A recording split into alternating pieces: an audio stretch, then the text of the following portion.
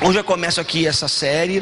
Eu espero ser o mais prático possível no que eu vou trazer para vocês.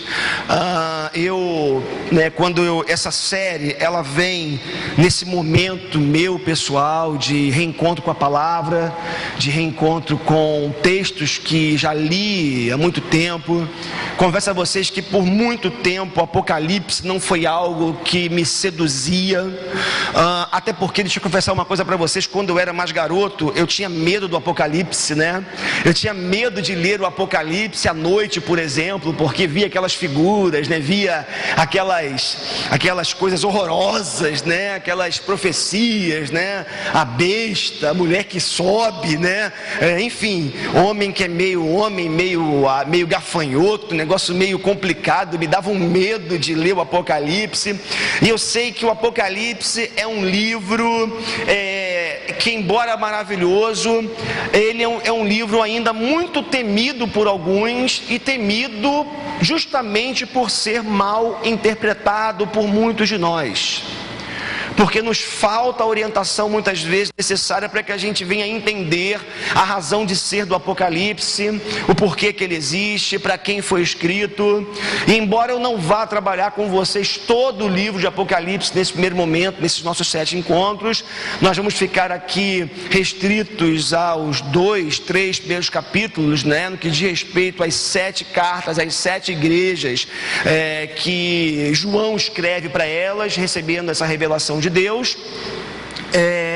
Mas acredito eu que o que nós vamos ver aqui ao longo desses domingos tem muito a ver com a nossa realidade pessoal e tem muito a ver com a realidade da nossa igreja e de qualquer igreja que se chame cristã, que leve o nome de Cristo. Então o Apocalipse é um livro muito interessante, mas como eu já falei para vocês, não sei se alguém aqui, assim como eu, teve medo do Apocalipse, né? Falar tem, né? Já tive, hoje não tenho mais medo do Apocalipse. Mas o Apocalipse não é um livro para ser temido nesse sentido. O Apocalipse é um livro para ser amado, porque a razão de ser, sobretudo, desse livro é uma amorosa exortação de Deus à sua igreja. É um livro que foi escrito para consolar cristãos, homens de Deus, mulheres de Deus, que estavam sofrendo, martirizados no primeiro século por conta dos inúmeros problemas que aquela igreja inaugurada em Atos capítulo 2, onde era tudo uma festa, tudo amor, tudo graça, tudo comunhão, em poucos anos aquela igreja começou a viver muitas lutas. Aquela igreja que começa em Atos, ali em Jerusalém, no capítulo 2, ela se espalha pelo mundo, ela vai para essa região chamada Ásia Menor, dentre outros lugares, tendo o apóstolo Paulo como sendo o grande líder, o grande apóstolo aos gentios, ou seja, os não judeus. E ele sai pelo mundo conhecido, pregando o evangelho, passando dificuldades, vivendo inúmeras lutas para expandir o reino de Deus, proclamar o evangelho. E assim a igreja, ela foi crescendo, ela foi expandindo. Então, eu continuo sem aqui passa para mim esse, por favor, primeiro, Vivi, depois você. Isso. Então, as 7 igrejas, né, conhecidas como as 7 igrejas do Apocalipse, são elas: Éfeso, Esmirna, Pérgamo, Tiatira, Sardes, Filadélfia e Laodiceia.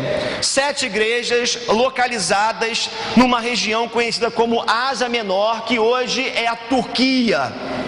Então, estudando sobre esse tema, estudando sobre essas cartas, por que 7?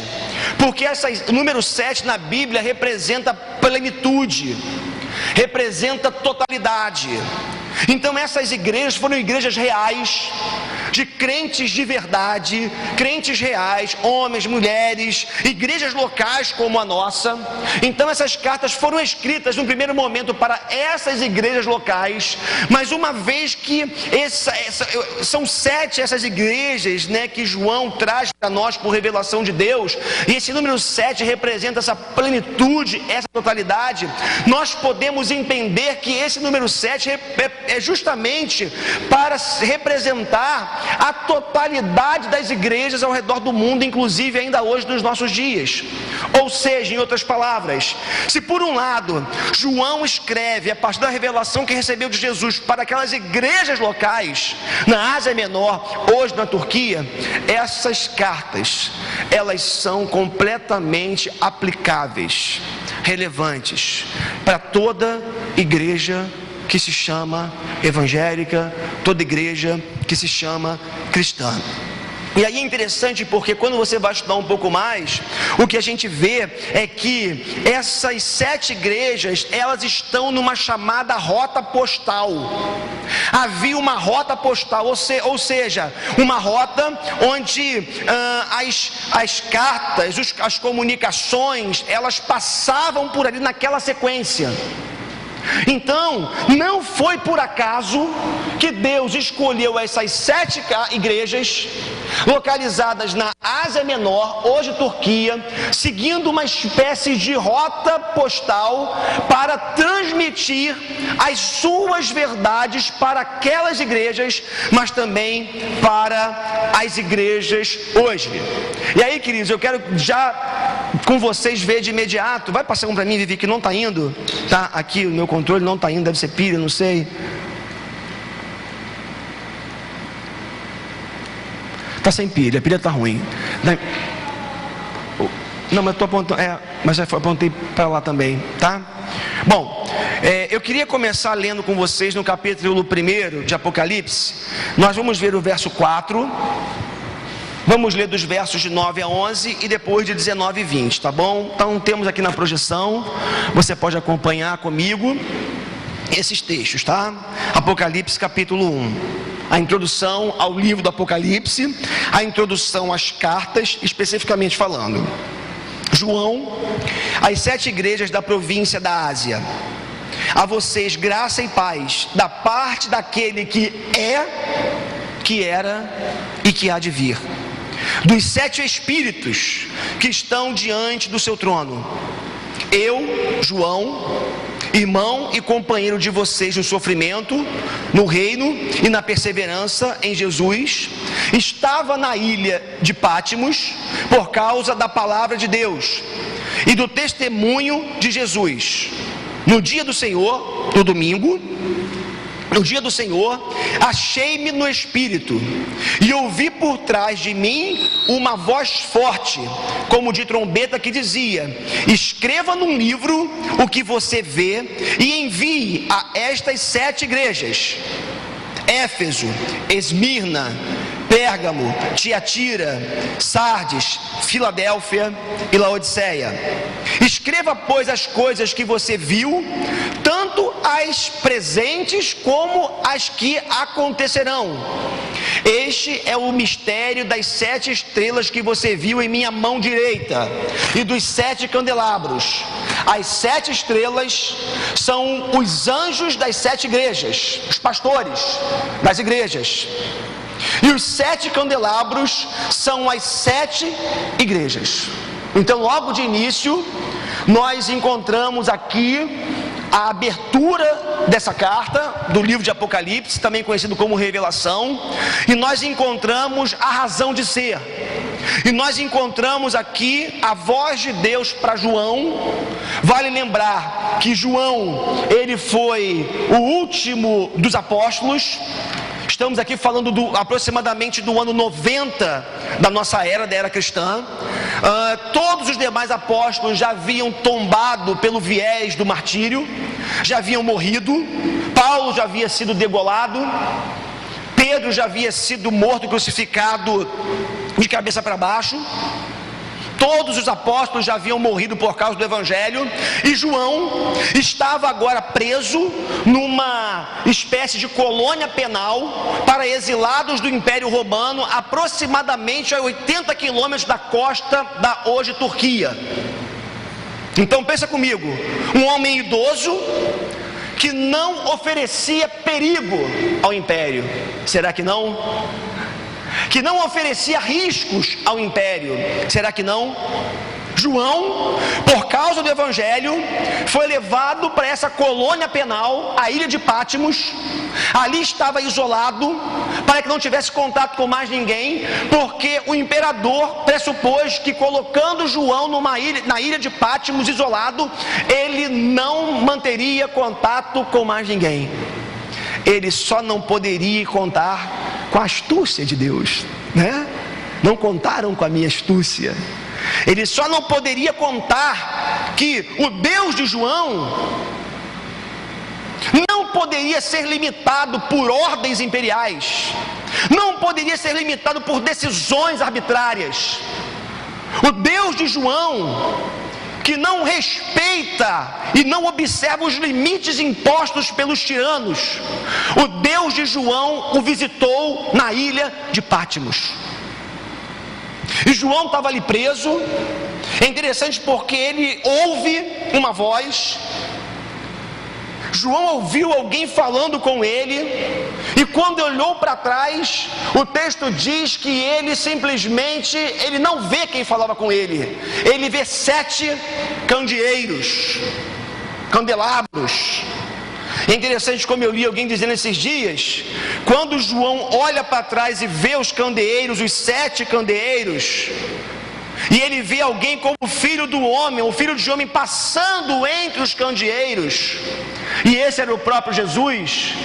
Esse autor que eu li, ele dizia o seguinte, que quando João olha para trás e vê esses candeeiros e vê o filho do homem andando por entre eles, isso mostra claramente que Jesus, ele só pode ser encontrado na igreja e através da igreja. Simbólico isso, né? João olha para ver quem falava com ele, e ele encontra os candeeiros, os candelabros, que no Apocalipse simbolizam o quê? As igrejas. E o texto diz que o homem, esse filho de homem, ele andava entre os candeeiros, ele passeava entre eles, significando, simbolizando que o filho do homem, Jesus, ele passeia nas suas igrejas. Se isso é verdade, como é, irmãos, isso significa dizer que hoje Jesus está passeando entre nós.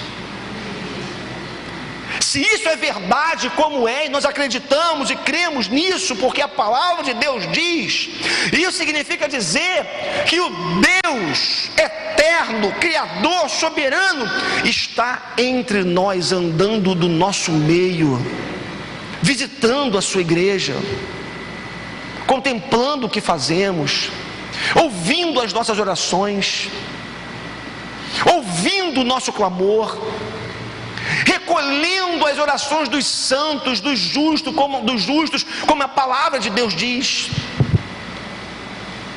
E aí nós encontramos nesse capítulo 1, logo nesse capítulo 1, essa apresentação da carta ao Apocalipse. Entendemos a revelação que foi dada a João, entendemos rapidamente um pouquinho aqui a razão de ser disso tudo, e logo no capítulo 2 nós vamos encontrar o início da palavra específica de Deus para as 7 igrejas.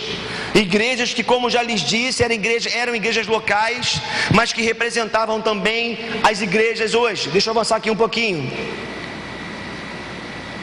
Deixa eu avançar aqui. Eu acho que eu não estou sem o texto aqui, não importa. Deixa eu ver aqui. Aqui, tá bom? Deixa eu avançar aqui um pouquinho. Olha que interessante, no capítulo 2, nós encontramos, vamos ler dos versos 1 ao 7. Embora nós vamos perceber aqui que essas cartas às igrejas, elas trazem uma estrutura específica. Elas são cartas que vão trazer elogios, vão trazer repreensões, vão trazer conselhos e esperança para as igrejas locais, e hoje para a nossa igreja e para toda igreja, como já lhes disse, chamada evangélica, chamada cristã. Assim nos diz a palavra de Deus, Apocalipse capítulo 2, versos de 1 a 7.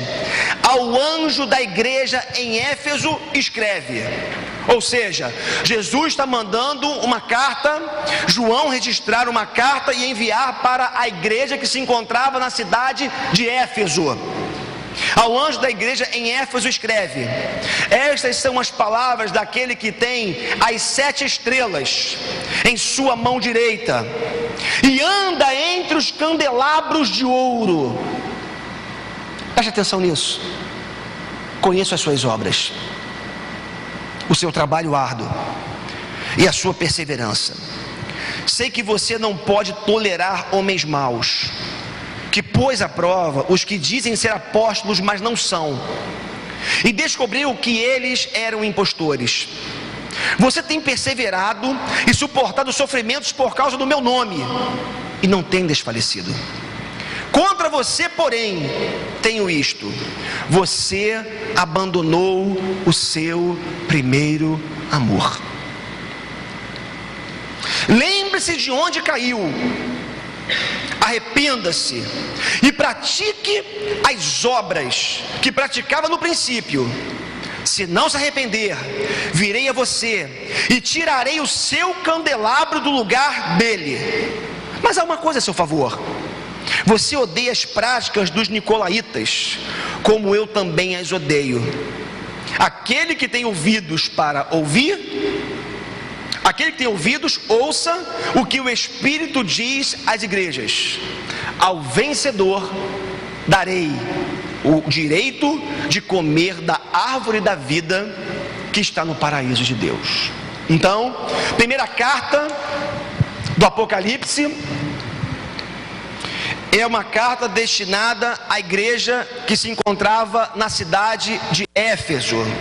É interessante porque quando a gente vai olhar um pouquinho da história, a gente percebe que Éfeso foi a principal cidade, digamos assim, a capital da chamada Ásia Menor.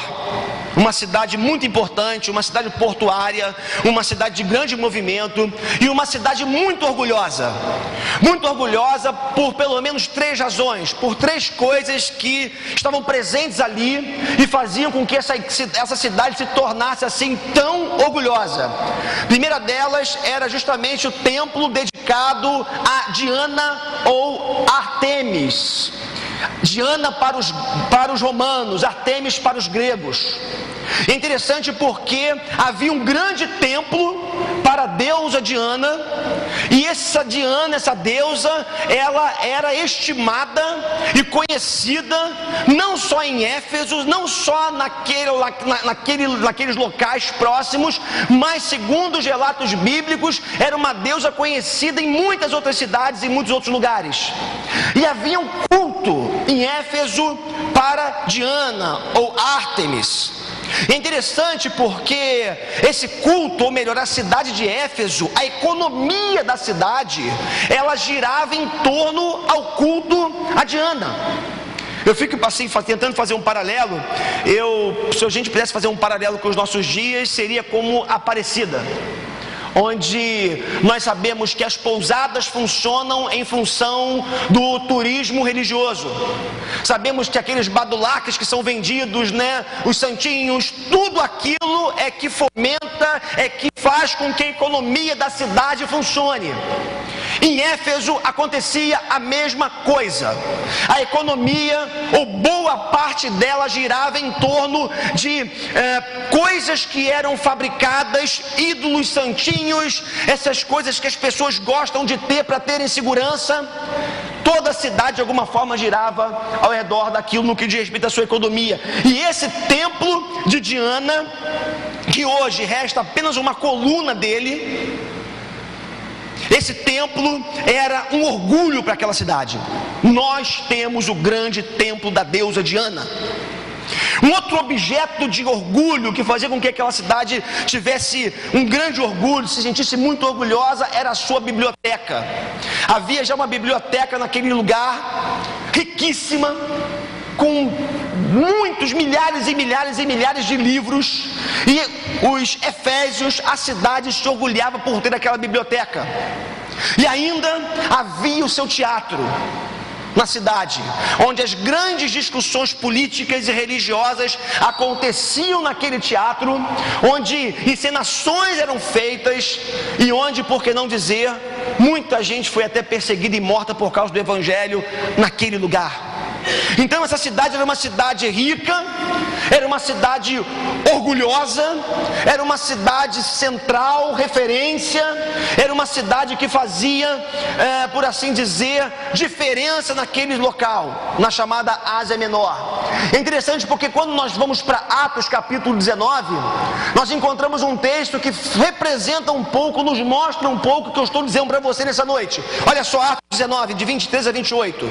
Naquele tempo, quando Paulo chega em Éfeso, na cidade de Éfeso, para pregar, ok? Naquele tempo, houve um grande tumulto por causa do caminho com letra maiúscula, o evangelho, por causa do reino de Deus, do evangelho pregado. Um ourives, lembra do que eu dizia da economia há pouco, um ourives chamado Demétrio, que fazia miniaturas de prata do templo de Ártemis, ou de Diana, e que dava muito lucro aos artífices, reuniu-os com os trabalhadores dessa profissão e disse: senhores, vocês sabem que temos uma boa fonte de lucro nessa atividade, e estão vendo e ouvindo como este indivíduo, Paulo, está convencendo e desviando grande número de pessoas aqui em Éfeso e em quase toda a província da Ásia. Diz ele que deuses feitos por mãos humanas não são deuses. Não somente há o perigo de nossa profissão perder sua reputação, mas também de o templo da grande deusa Ártemis cair em descrédito, e de a própria deusa, adorada em toda a província da Ásia e em todo o mundo, ser destituída de sua majestade divina. Ao ouvirem isso, eles ficaram furiosos e começaram a gritar: grande é Ártemis dos Efésios! Grande é a Ártemis dos Efésios! Grande é a Diana dos Efésios! Então olha o que está acontecendo em Atos capítulo 19. Apóstolo Paulo vai pregar. Ele leva o evangelho para aquela cidade. 2 homens de Deus que acompanhavam Paulo, eles são colocados à prova naquele momento. Eles falam do pecado. Eu fico imaginando, é como se hoje nós fôssemos fazer uma campanha evangelística, mais uma vez falando de Aparecido naquele lugar, né? E nós chegássemos lá em praça pública diante das pessoas e disséssemos: todos esses ídolos ou esses objetos que vocês adoram não são nada. O que vocês estão fazendo é pecado, e o que vocês estão fazendo não glorifica a Deus, pelo contrário, Deus abomina esse tipo de coisa. Olha o problema, né, que a gente teria, né, se a gente fizesse isso aqui hoje, como Paulo teve no seu tempo. Mas o fato é que aquela cidade de Éfeso era uma cidade idólatra, era uma cidade de gente que adorava a outros deuses. Mas uma coisa fantástica é que, embora houvesse ali um grande culto à deusa Diana ou Ártemis, isso é fantástico no reino de Deus. Deus colocou uma igreja naquele lugar. Isso significa dizer, queridos, que não importa a dificuldade, não importa a dureza do coração das pessoas numa determinada cidade, não importa o nível de corrupção, de pecado numa determinada região, porque se for da vontade de Deus, e eu creio que Deus levanta uma igreja naquele lugar para a glorificação do nome dele e para a salvação de vidas. E foi o que aconteceu em Éfeso. Seguindo a nossa carta de Apocalipse, voltamos para Apocalipse capítulo 2, é interessante porque nós encontramos um destinatário, logo de cara, é óbvio, já vimos isso aqui, né? Ao anjo da igreja em Éfeso, escreva. Então essa carta de Apocalipse capítulo 2, destinada à igreja de Éfeso, foi sobretudo destinada ao anjo da igreja, ou seja, o pastor. E por que isso? Por uma razão muito simples.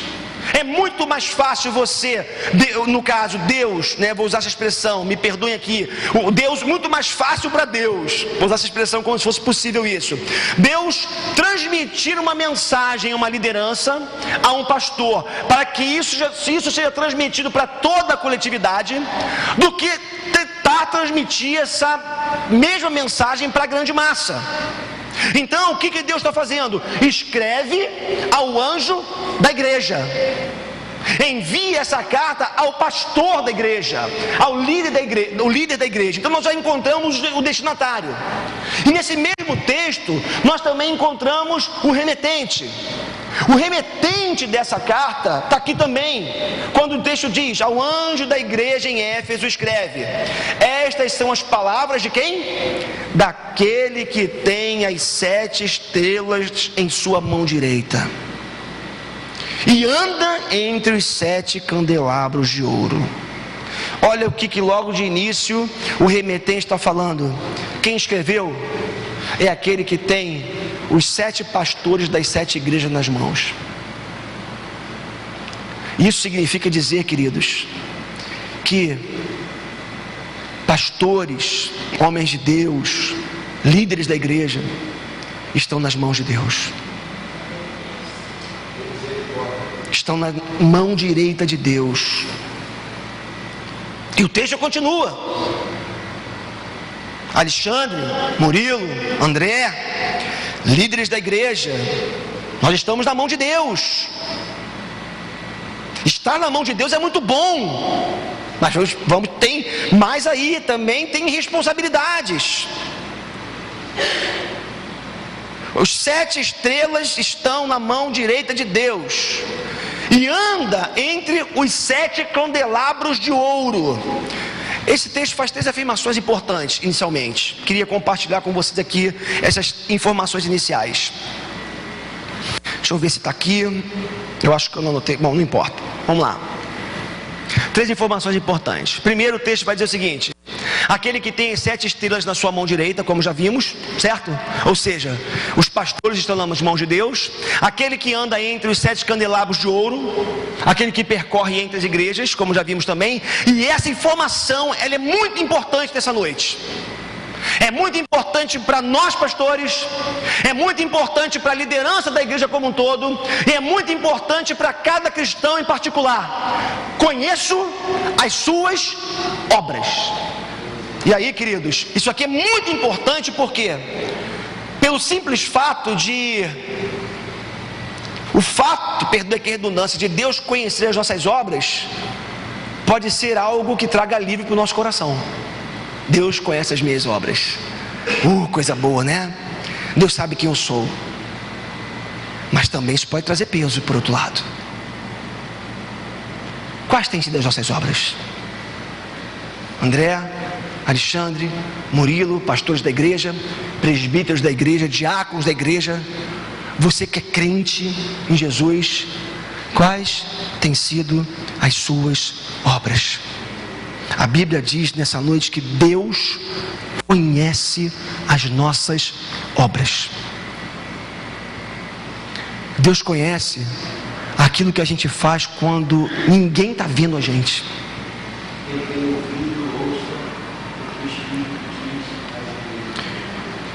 A Bíblia diz, a palavra de Deus diz essa noite, que Deus conhece o nosso coração, conhece os nossos feitos. Deus conhece aqueles pecados que nós escondemos da nossa esposa, do nosso marido.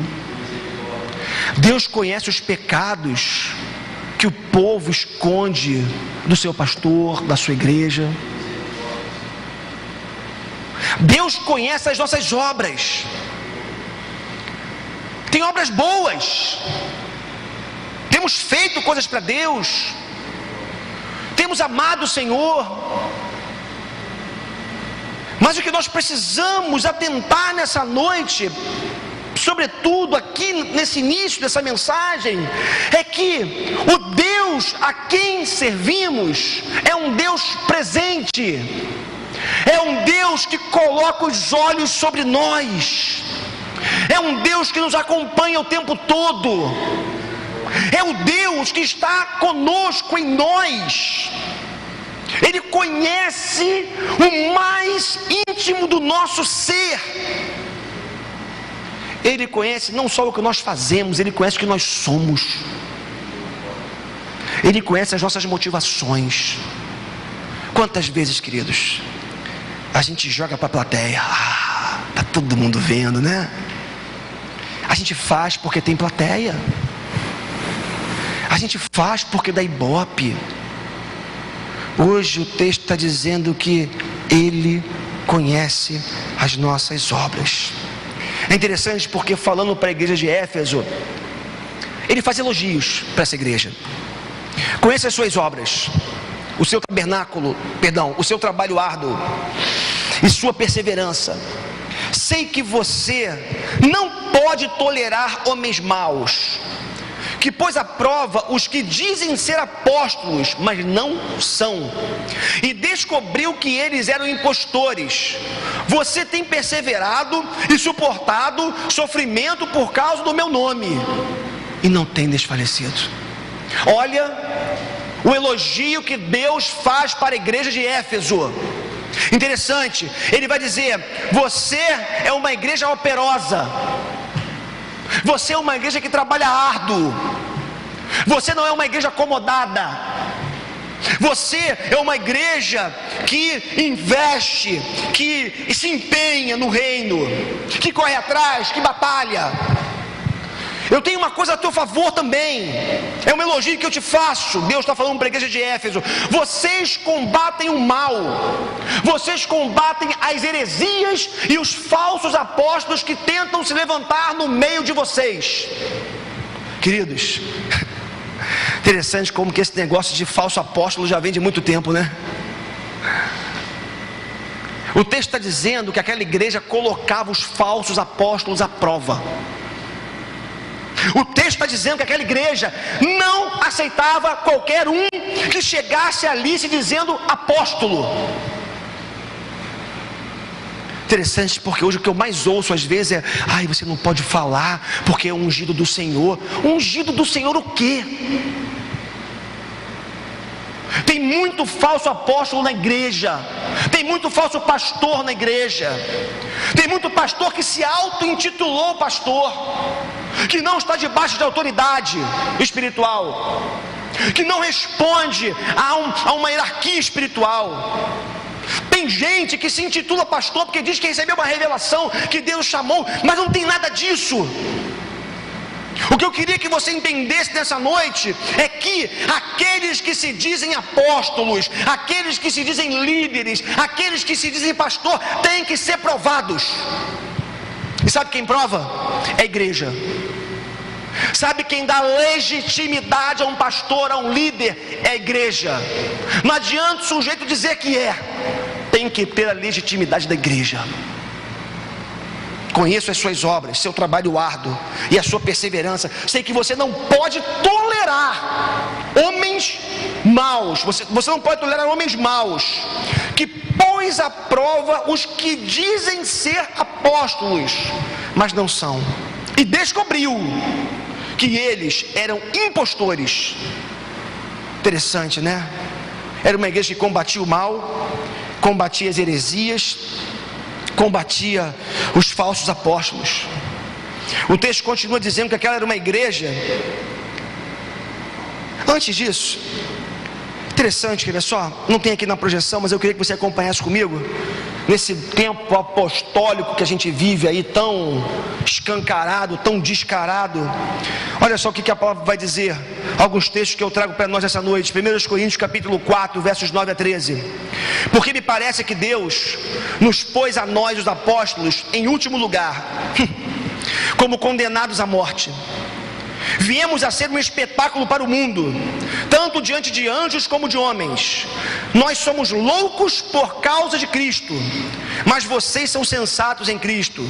Nós somos fracos, mas vocês são fortes. Vocês são respeitados, mas nós somos desprezados. Até agora estamos passando fome, sede e necessidade de roupas. Estamos sendo tratados brutalmente. Não temos residência certa e trabalhamos arduamente com nossas próprias mãos.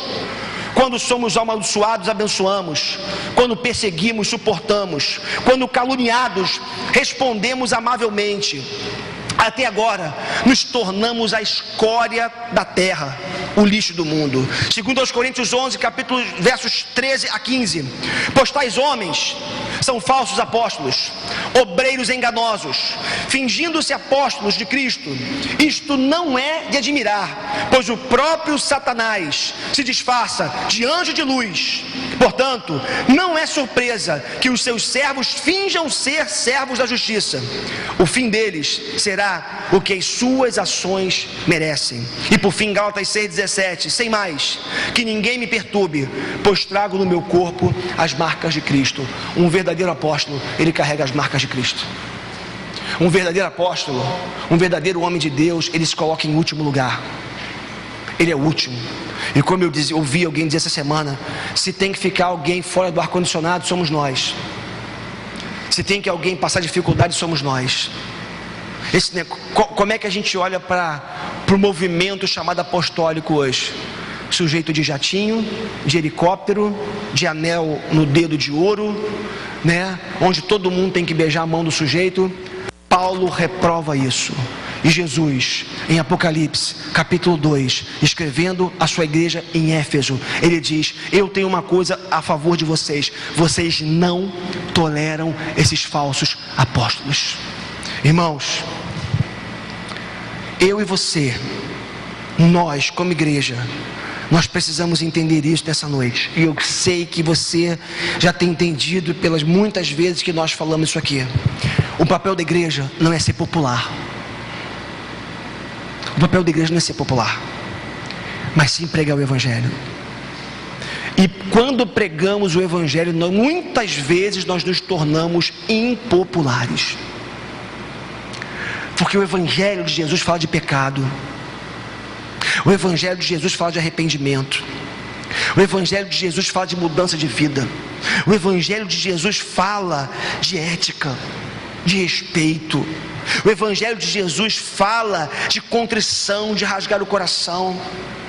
Não temos que pregar o que as pessoas querem ouvir, mas uma igreja verdadeira prega o que as pessoas precisam ouvir. Isso tem uma grande diferença. O mundo está sofrendo. O mundo não precisa de mais alguém passando. As pessoas não precisam de mais alguém passando a mão nas suas cabeças. As pessoas precisam da verdade, do Evangelho que liberta, do Evangelho que salva, serem confrontadas em amor. As pessoas precisam de uma igreja fiel ao Evangelho, fiel à palavra. É interessante porque a igreja de Éfeso era uma igreja que justamente Jesus aprova essa igreja nesse aspecto, porque ela não tolerava esses falsos apóstolos, falsos obreiros, e a igreja de Éfeso colocou aqueles obreiros à prova. E a igreja de Éfeso, tornou aqueles homens falsos, mostrou a mentira deles. Agora tem um detalhe, queridos. Se por um lado a igreja de Éfeso era uma igreja criteriosa na sua teologia, era uma igreja com uma ortodoxia firme, era uma igreja que não tolerava os falsos ensinamentos. É interessante disso, né? É interessante isso, porque deixa eu avançar aqui um pouquinho, tá? Essas são as características, né? Uma igreja que trabalhou árduo, uma igreja que perseverou sem desfalecer, apesar das perseguições externas, problemas internos dentro da igreja. Foi uma igreja que não tolerou os homens maus, uma igreja que pôs à prova os seus falsos apóstolos. E muito importante isso aqui agora, uma igreja que, assim como o Senhor, odiava a prática dos nicolaítas. Isso aqui é muito importante, né? Não dá para definir muito bem quem foram os nicolaítas, mas tem duas vertentes pelo menos. Alguns entendem que nicolaítas foram seguidores de Nicolau.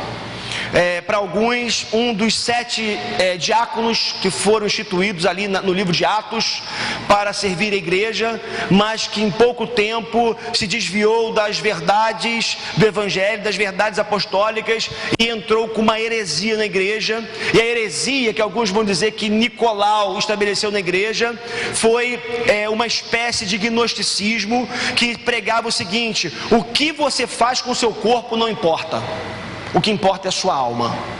Então a ideia é mais ou menos o seguinte: você pode pecar à vontade, você pode se prostituir, você pode transar com quem você quiser, você pode beber, você pode se drogar, faça o que você quiser, porque Deus está interessado com a alma. O corpo é outra parada. Então, segundo alguns, a doutrina dos nicolaítas era justamente a ideia gnóstica, um ramo do gnosticismo, que dizia que não importa o que você faz com o seu corpo, esse negócio de pecado não existe. Eu estava lendo esses dias, ouvindo esses dias sobre essa igreja crescendo em graça, 666, nessa aberração, e um dos lemas deles, é justamente esse. A ideia é a seguinte: não existe pecado. Eles pregam isso. Apareceu na televisão esses dias. Não existe pecado. Faça o que você quiser com o seu corpo, porque para nós salvos não existe pecado. A grosso modo, isso é doutrina de nicolaítas, doutrina de Nicolau, à luz dessa interpretação do diabo.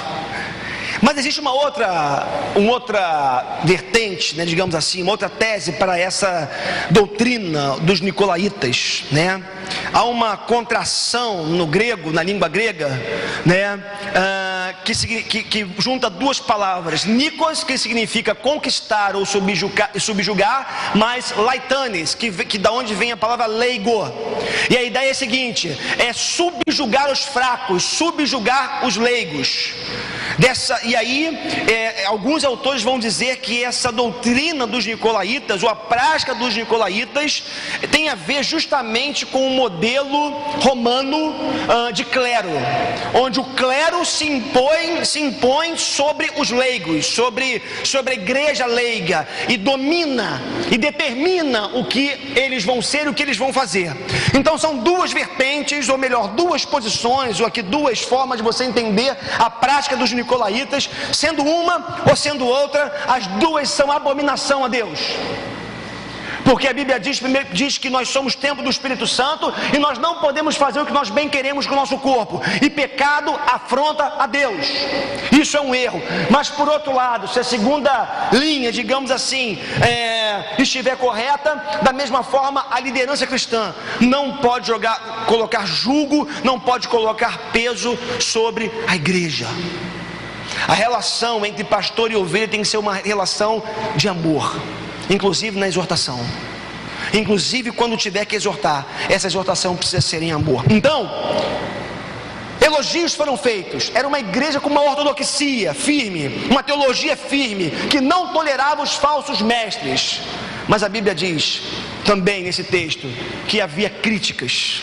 Ou Jesus, ele faz uma crítica, uma advertência à igreja, essa igreja de Éfeso: contra você, porém, tenho isto: você abandonou o seu primeiro amor. Era uma igreja com a mente iluminada, mas com o coração frio. Era uma igreja com uma teologia firme, forte. Herege não se criava ali. Desvios doutrinários eram reprovados em Éfeso, e eles acabaram focando tanto na teologia, tanto na ortodoxia, que eles perderam a piedade. E o texto diz que eles abandonaram o primeiro amor. Queridos, precisamos ter em mente nessa noite, isso é muito importante, e eu falo isso com todo temor no coração, que frieza, desânimo, coisas que a gente diz de vez em quando como pastor eu ouço pessoas falar, eu estou frio, eu estou desanimado, eu não estou mais como eu era antes. Deixa eu te dizer uma coisa nessa noite. Alguns desânimos são frutos de decepções com lideranças, com pastores, com igreja. Acontece, pode acontecer. Mas quando eu olho para esse texto aqui que a gente acabou de ler, o que fica claro para mim é que Jesus não vê o desânimo e a frieza como algo normal, como muitos de nós achamos ser. À luz de Apocalipse capítulo 2, à luz da carta à igreja a Éfeso, frieza não é normal e é reprovada por Jesus, porque é pecado. Sabe o que eu preciso dizer para você nessa noite? Se o teu coração está frio, se você perdeu o primeiro amor, você está em pecado. Porque nós encontramos no texto que acabamos de ler, que Jesus reprova a frieza e o abandono ao primeiro amor. O que eu faço então, pastor? Corre atrás do teu prejuízo. Busca Deus. Vai continuar vendo televisão? Vai continuar vendo a vida passar sem buscar Deus? Vai continuar a ver as coisas acontecerem? Vai continuar buscando a tua vida profissional como você busca? E você tem que buscar, é bem verdade, mas não pode ser o centro maior da tua vida? Vai continuar vendo a banda passar e nada vai fazer? Interessante, porque fé e amor foram marcas daquela igreja de Éfeso. Quando Paulo chega lá e prega, escreve a sua carta, aquela igreja era uma igreja que amava. Aquela igreja era uma igreja de fé. Interessante, né? Olha só o que Paulo vai dizer. Bom, frieza, indiferença, desinteresse por Deus, pelo reino, pela igreja, amor excessivo pelo mundo. Está aqui, ó, características de um coração frio, de uma igreja ou de alguém que perdeu o primeiro amor. Frieza espiritual. Você não quer orar, você não quer ler a Bíblia. Desinteresse por Deus, pelo reino, pela igreja. Deixa eu te dizer uma coisa: se você fez da igreja um lugar que você vem de vez em quando, para mim tem um sintoma grave, sério, de que você está frio espiritualmente. Agora deixa eu te fazer uma coisa para você também. Vai aí e vem aqui. Muitos e muitos domingos eu quis estar em qualquer outro lugar, menos aqui. Sabe por quê? Frieza do meu coração. O meu coração esteve frio. Vim para cá forçado. Vim para cá porque sou o pastor. A vontade era falar: Alexandre, Murilo, assume aí que eu vou vazar. Perdoa a expressão. Eu vou ficar em casa, eu vou dormir, eu vou para a praia, eu vou para o Maracanã, não vale a pena ver o Flamengo jogar mais.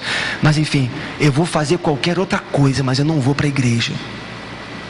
Diferente de você, eu tenho que vir todo domingo.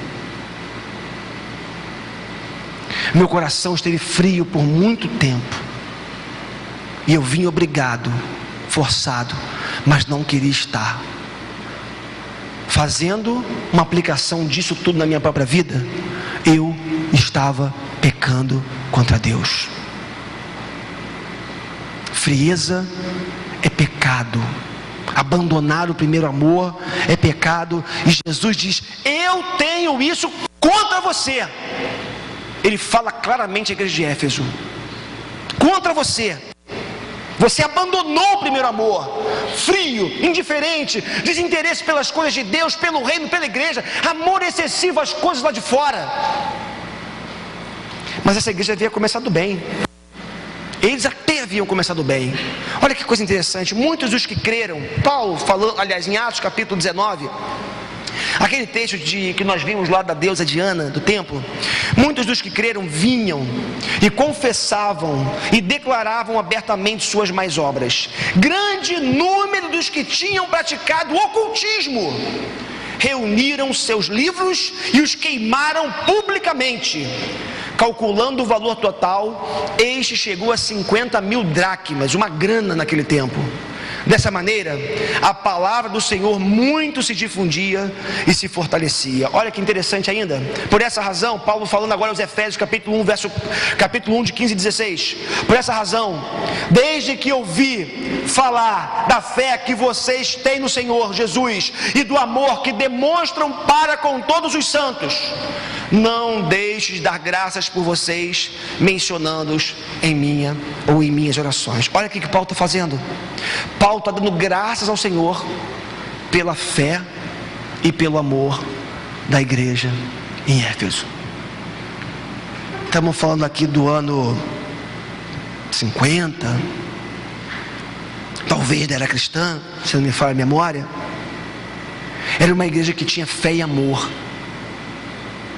João está vivendo aproximadamente no ano 90 da era cristã, recebe a revelação de Deus e vem a palavra dura de Deus: vocês perderam o primeiro amor.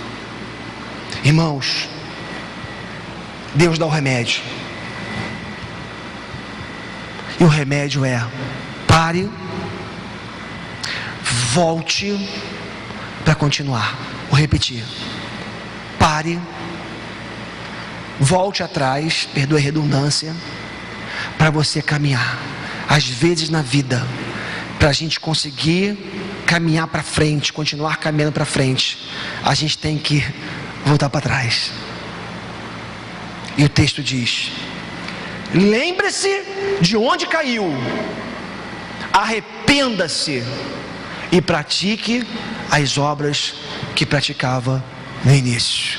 Deus está falando para a sua igreja: olha para trás, faz uma autoanálise, faz uma incursão, olha para dentro, procura as causas da tua frieza, procura as causas da tua fraqueza, procura as causas do abandono do primeiro amor.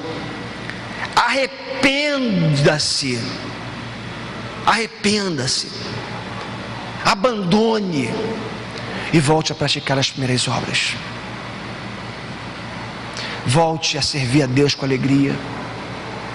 Volte a servir a Deus com temor. Queridos, não adianta a gente ficar, muitas vezes, eu vou usar uma expressão, talvez eu possa até ser mal interpretado, mas eu vou usar assim mesmo. Não adianta só orar: Senhor, muda meu coração, muda meu coração, muda meu coração, muda meu coração. Volta. É uma atitude. Para e volta. Ou seja, lembre de como você era no início da sua caminhada. Aí você pode virar para mim e falar assim: mas pastor, eu nunca vivi um grande fogo no meu coração. Eu nunca vivi um grande despertar, uma grande amor no meu coração. Então eu preciso dizer uma coisa para você: você não se converteu. Você não se encontrou com Jesus. Você não abandonou as mais obras da sua vida ainda. Se o teu coração nunca ardeu por Jesus, você precisa confessar os seus pecados a Ele nessa noite. Você precisa falar: Senhor, entra na minha vida, aquece meu coração, enche meu coração de amor pelo Senhor, amor pelos meus irmãos, amor pela tua igreja. Irmãos, Jesus está escrevendo a sua igreja, porque Ele não desiste dela, e Ele não desiste da sua vida, Ele não desiste da minha vida, porque se Deus tivesse desistido da minha vida, eu não sei onde eu estaria agora. Eu sei que essa palavra é dura. O remédio é parar, voltar e recomeçar. Está aqui. Lembre-se de onde caiu, arrepende-se e pratique as obras que praticava no início.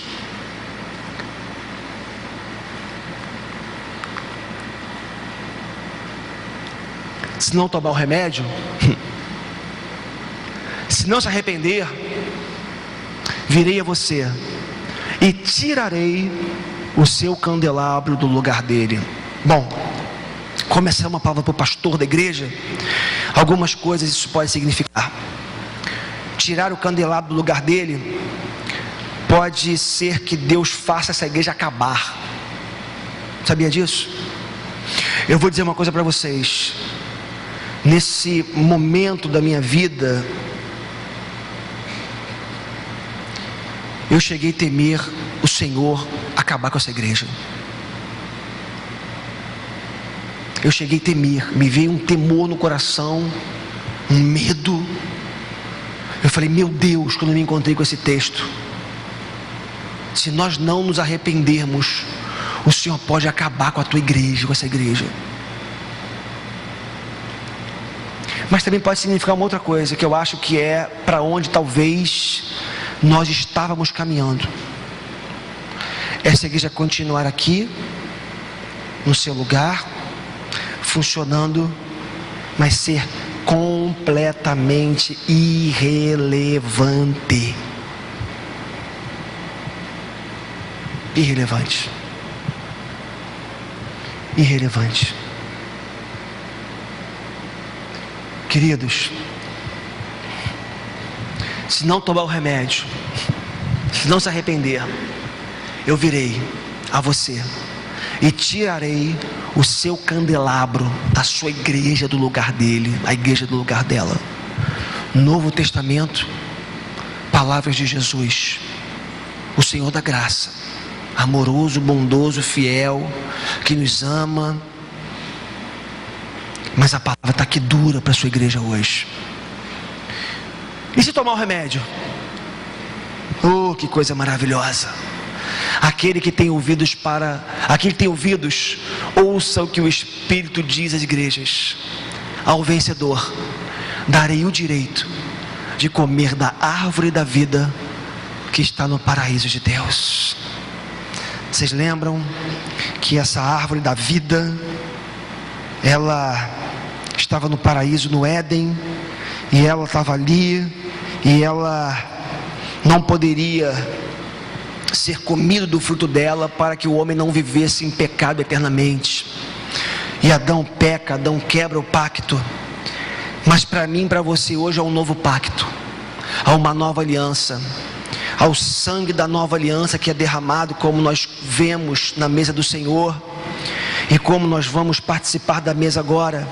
Há uma aliança feita por Deus comigo e com você. Eu queria chamar os nossos diáconos à frente. Queria pedir a ajuda de vocês com os elementos da nossa ceia. Ao que vencer, ao que se arrepender, ao que voltar, ao que reconhecer os seus maus caminhos, pode pegar, Gugu, e pode levar. Ao que reconhecer os seus maus caminhos, aquele que tem ouvidos, ouça, mas ouve mesmo, porque nessa noite Deus está falando com a sua igreja. Ao que ouvir, ou seja, não é ouvir e hoje eu aprendi mais uma verdade, não, é introjetar. Até porque de teologia e de conhecimento o Éfeso estava cheio. É deixar pingar no coração, é deixar aquecer a sua alma. Ao vencedor darei o direito de comer da árvore da vida. Queridos, que nós possamos tomar o cuidado, possamos tomar as precauções necessárias, para que não nos tornemos uma igreja com uma teologia excelente, mas com o coração gelado. Nessa noite, o Senhor Jesus nos chama para o arrependimento, nos chama para darmos um passo para trás, para que aí sim possamos continuar caminhada no sentido que Ele tem proposto para a nossa vida. Eu queria convidar você a um tempo de silêncio agora, enquanto os elementos vão sendo distribuídos.